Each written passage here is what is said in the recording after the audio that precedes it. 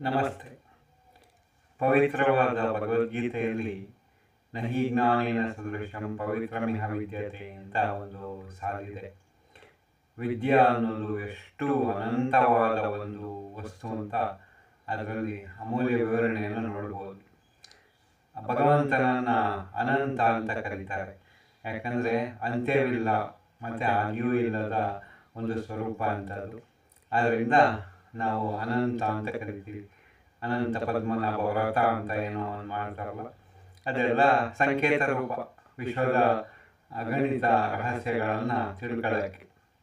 ಅದಿರಲಿ, ಇನ್ನೊಂದು ಸಲ ಮಾತಾಡೋಣ. ನಾನು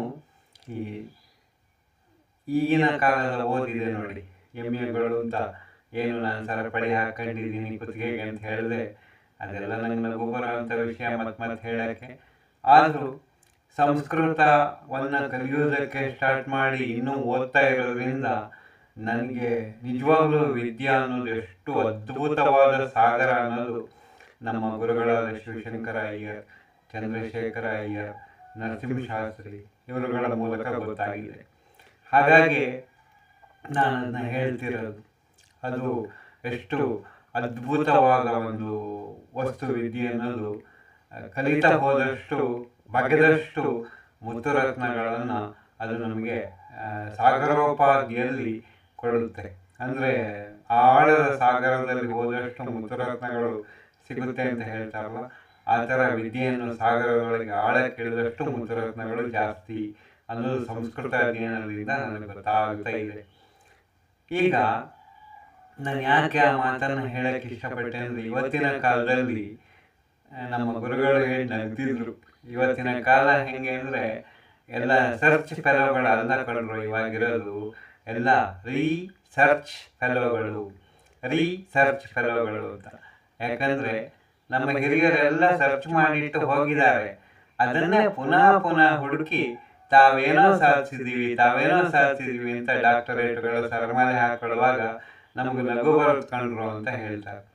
ಆದರೆ ಅದೆಷ್ಟು ಸತ್ಯ ಅಂತ ನಾನು ಅನೇಕ ಉದಾಹರಣೆಗಳಿಂದ ಪಾಠ ಮಾಡುವ ಹುಡುಗರಿಗೂ ನಾನು ಹೇಳಿದ್ದೀನಿ. ಉದಾಹರಣೆಗೆ ನಮ್ಮ ಗುರುಗಳು ಹೇಳಿದ ಒಂದು ಸಣ್ಣ ವಿಷಯವನ್ನು ಹೇಳೋಣ. ಉದಾಹರಣೆಗೆ ನೋಡಿ, ಶೇಕ್ಸ್ಪಿಯರ್ ಬಗ್ಗೆ ಎಲ್ಲರಿಗೂ ಗೊತ್ತಿದೆ.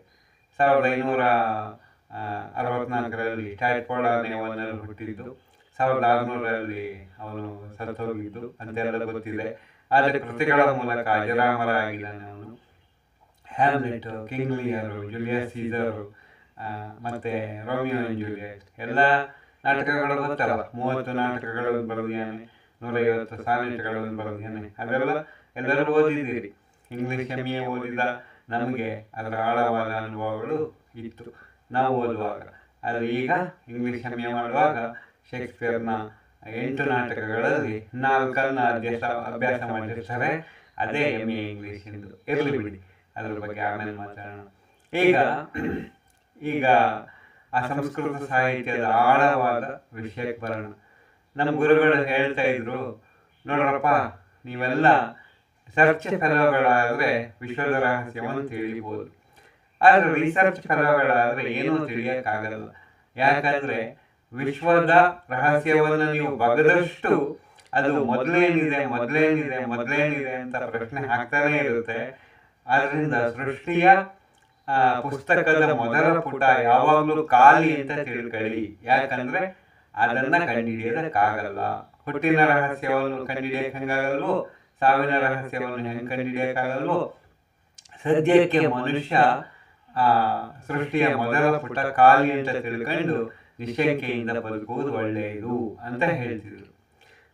ಈಗ ಒಂದು ಶ್ಲೋಕವನ್ನು ಹೇಳೋಣ. ಗುರುಗಳು ಹೇಳಿದ್ದು ನೋಡಿ, ಶುಕ್ಲಾಂ ಅಂಬರಧರಂ ವಿಷ್ಣುಂ ಶಶಿವರ್ಣಂ ಚತುರ್ಭುಜಂ ಪ್ರಸನ್ನವದನಂ ಧ್ಯಾಯೇತ್ ಸರ್ವವಿಘ್ನೋಪಶಾಂತಯೇ ಅಭೀಪ್ಸಿತಾರ್ಥ ಸಿದ್ಧ್ಯರ್ಥಂ ಪೂಜಿತೋ ಯತ್ಸುರೈರಪಿ ಸರ್ವವಿಘ್ನಚ್ಯುತೈ ತಸ್ಮೈ ಶ್ರೀಗಣಾಧಿಪತೇ ನಮಃ ಅಂತ ಪೂಜೆ ಮಾಡುವಾಗ ಎಲ್ಲರೂ ಮನೆಯಲ್ಲಿ ಮಂತ್ರಗಳನ್ನು ಕೇಳಿರ್ತೀರಿ. ಆದರೆ ಅದರಲ್ಲಿ ನೋಡಿ ಎಷ್ಟು ಚೆನ್ನಾಗಿದೆ. ಶುಕ್ಲಾಂ ಅಂಬರಧರಂ ವಿಷ್ಣುಂ ಅಂತ ಒಂದೇ ಒಂದು ಲೈನ್ ಇದೆ ನೋಡಿ. ಶುಕ್ಲಾಂ ಅಂದರೆ ಸಣ್ಣ ಅಣುರೂಪದಲ್ಲಿ ಇರುವ ಭಗವಂತನ ಶಕ್ತಿ. ನೋಡಿ ಅದು ಎಂತ ಅದ್ಭುತವಾಗಿದ್ದು ಅಂತ. ಯುರೇನಿಯಂನ ಸಣ್ಣ ಒಂದು ಕಣ ನ್ಯೂಟ್ರಾನ್ ಕಣಗಳಿಂದ ಹೊಡೆಯಲ್ಪಟ್ಟಾಗ ಹೇಗೆ ಚಿನ್ನ ಭಿನ್ನವಾಗಿ ಬೆಳೆಯುತ್ತಾ ಹೋಗಿ ಪರಮಾಣು ಬಾಂಬಾಗಿ ಇಡೀ ವಿಶ್ವವನ್ನೇ ಸುಡಲ್ವಾ? ಶುಕ್ಲಾಂ, ಹೌದಾ? ಸಣ್ಣ ವೀರ್ಯದ ರೂಪದ ಕಣದಲ್ಲಿರುವ ಮನುಷ್ಯ ಜನ್ಮವಾದ ನಾವು ಹೇಗಿದ್ದೀವಿ? ತ್ರಿವಿಕ್ರಮರ ಹಾಗೆ ವಿಜ್ಞಾನದಲ್ಲಿ ಬೆಳೆದಿದ್ದೀವಿ ಅಲ್ವ? ಈಗ ಒಂದು ಮಾತು ಸಾಕಲ್ಲ. ಈಗ ಶುಕ್ಲಾಂ ಅಂತ ಹೇಳಿದ್ರೆ ಕೃಷ್ಣನ ಆಲದೆಲೆಯ ಒಂದು ಮೇಲೆ ಮಲಗಿದ ಒಂದು ರೂಪ ಬರುತ್ತೆ ನಮಗೆ. ಸೃಷ್ಟಿಯ ಅವಸಾನದ ಕಾಲದಲ್ಲಿ ಕೃಷ್ಣ ಆಲದೆಲೆಯ ಮೇಲೆ ಮಲಗಿಕೊಂಡು ಆಟ ಆಡ್ತಾ ಇದ್ದಂತೆ. ಅತ್ಯತಿಷ್ಠದ ಶಾಂಗುಲಂ ದೇವಂ ಅಂತ ಬರುತ್ತೆ. ಎಳ್ಳು ಕಾಳಿನ ತುದಿಯ ಮೊನೆಯ ತುದಿಯಲ್ಲಿ ಕೃಷ್ಣ ಆಲದೆಲೆಯಲ್ಲಿ ಆಟ ಆಡ್ತಾ ಜಗತ್ತನ್ನ ನಿಯಂತ್ರಿಸ್ತಿದ್ದಂತೆ ಅಂತ ಬರುತ್ತೆ. ಇದು ಸೂಕ್ತದಲ್ಲಿ ಬರುವಂಥದ್ದು, ಆಯ್ತಾ?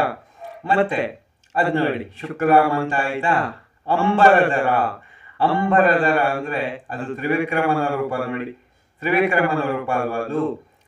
ಬಲಿಚಕ್ರವರ್ತಿಗೆ 3 ಅಡಿಯ ಬ್ರಾಹ್ಮಣ ಮೂರ್ತಿ ಏನಪ್ಪಾ ಅಂದ್ರೆ ತ್ರಿವಿಕ್ರಮನಾಗಿ ಬೆಳೆದು 3 ಲೋಕಗಳನ್ನು ಅಳೆದಿದ್ದು ನಿಮಗೆ ಗೊತ್ತಲ್ಲ.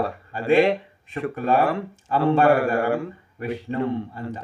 ಈ ವಿಷ್ಣು ಸ್ವರೂಪ ಯಾರಿಗೆ ಯಾವ ತರ ಬೇಕಾದ್ರೂ ಹೊಳಿಬೋದು ಕಂಡ್ರು ಅಂತ ಅರ್ಥ ಮಾಡ್ಕೊಳ್ಳಿ. ರಿಸರ್ಚ್ ಫೆಲೋಗಳು, ನೀವೆಲ್ಲ ಸರ್ಚ್ ಫೆಲೋಗಳಲ್ಲ ಅಂತ ನಕ್ಕಿದ್ರು ನರಸಿಂಹಶಾಸ್ತ್ರಿಗಳು. ಈಗ ನೋಡಿ, ಶೇಕ್ಸ್ಪಿಯರ್ನ ಉದಾಹರಣೆಗೆ ಬರೋಣ ನಾವು. 1564ರಲ್ಲಿ ಹುಟ್ಟಿದ ಶೇಕ್ಸ್ಪಿಯರಿಗೆ ತನ್ನ ಒಂದು ನಾಟಕದಲ್ಲಿ ಅವನು ಹೇಳ್ತಾನೆ ಇದೇ ಮಾತು, ಶುಕ್ಲಾಂ ಅಂಬರಧರಂ ಅಂತ. ಶೇಕ್ಸ್ಪಿಯರ್ಗೆ ಯಾರು ಹಂಗಾದ್ರೆ ವೇದಗಳಾಗಿ ಸಾಲನ್ನು ಹೇಳ್ಕೊಟ್ಟಿದ್ದು? ನಾಟಕದಲ್ಲಿ ಒಂದ್ರಲ್ಲಿ ಹೇಳ್ತಾನೆ, ಹ್ಯಾಮ್ಲೆಟ್ ಅನ್ನುವ ನಾಟಕದಲ್ಲಿ, ಮನುಷ್ಯ ಎಂತ ಅದ್ಭುತ ಜೀವಿ, ಅವನು ತನ್ನ ಉದಾತ್ತ ಚಿಂತನೆಗಳಿಂದ ತ್ರಿವಿಕ್ರಮನಾಗಿ ಬೆಳೆಯಬಲ್ಲ ಅಂತ ಹೇಳ್ತಾನೆ. ಹೌದಾ? ಕರೆಕ್ಟಾನೆ. ಅದೇ ನಾಟಕದಲ್ಲಿ ಕ್ರೂರವಾದ ತಾಯಿಯ ಒಂದು ಪಾತ್ರವನ್ನು, ಗಂಡನನ್ನೇ ಸಾಯಿಸುವಂತ ಕ್ರೂರಿಯ ಪಾತ್ರ ತಾಯಿಯದು. ಆ ತಾಯಿಯ ಪಾತ್ರವನ್ನು ನೋಡಿದಾಗ ಅದೇ ನಾಟಕದಲ್ಲಿ ಮಾತು ಬರುತ್ತೆ, ಅಯ್ಯೋ ಮನುಷ್ಯ ಎಷ್ಟು ನಿಕೃಷ್ಟ ಜೀವಿ ಅಂತ. ಇದು ಶುಕ್ಲಾಂ ಅಂಬರಧರಂ ವಿಷ್ಣುಂ ಅನ್ನುವುದನ್ನ ಶೇಕ್ಸ್ಪಿಯರ್ ತನ್ನ ನಾಟಕದಲ್ಲಿ ವ್ಯಕ್ತಪಡಿಸಿರೋದು. ಇದನ್ನೆಲ್ಲ ಸರ್ಚ್ ಫೆಲೋಗಳಾಗಿ ತಿಳ್ಕೊಂಡ್ರು, ಬರೀ ರಿಸರ್ಚ್ ಮಾಡ್ತಾ ಡಾಕ್ಟರೇಟ್ಗಳನ್ನ ಹಾಕೊಳ್ಳೋದಲ್ಲ. ಸ್ವಲ್ಪ ಜ್ಞಾನ ಅನ್ನೋದು ಆಕಾಶದ ಎತ್ತರಕ್ಕೆ ಬೆಳೆದಿದ್ದು ಅದಕ್ಕಿಂತ ಮಿಗಿಲಾದದ್ದು ವಿಷ್ಣು ಸ್ವರೂಪದ್ದು ಅಂತ ತಿಳ್ಕೊಳ್ಳಿ. ಸೃಷ್ಟಿ ಸುಲಭಕ್ಕೆ ತನ್ನ ಮಾಯೆಯನ್ನ ಬಿಟ್ಕೊಡಲ್ಲ ಅಂತ ಹೇಳಿ ನಗ್ತಿದ್ರು. ಅವತ್ತು ಆ ಮಾತುಗಳನ್ನೆಲ್ಲ ಕೇಳಿದಾಗ ನಮಗೆ ಬಹುಶಃ ನಮ್ಮ ಅಹಂಕಾರ ಅವತ್ತಿಂದ 0 ಆಯ್ತೇನೋ ಅಂತ ಅನ್ನಿಸ್ತು. ಅದರಿಂದ ಏಕಂ ವಿಪ್ರಾಹ ಸತ್ ಬಹುಧಾ ವದಂತಿ ಅನ್ನೋದು ಮತ್ತೆ ಸತ್ಯ ಆಯಿತು ಅಂತ ನನಗನ್ಸುತ್ತೆ. ಹೀಗೆ ನಾವು ವಿಷಯವನ್ನ ಬಗ್ಗಿರ್ತಾ ಹೋಗೋಣ, ನಮ್ಮೊಳಗಿನ ಅಹಂಕಾರವನ್ನು ತೆಗೆಯುತ್ತಾ ಹೋಗೋಣ, ಸರ್ಚ್ ಫೆಲೋಗಳಾಗೋಣ. ರಿಸರ್ಚ್ ಫೆಲೋಗಳಾಗೋದು ಬೇಡ, ಅಹಂಕಾರ ಪಡುವುದು ಬೇಡ. ನಮ್ಮನ್ನು ನಾವು ಸರ್ಚ್ ಮಾಡಿಕೊಂಡು ಅಹಂಕಾರವನ್ನು 0 ಮಾಡೋಣ. ಬಾಕಿಯಾದ ವಿಷಯ ನಾಳೆ ಮಾತಾಡೋಣ. ನಮಸ್ತೆ.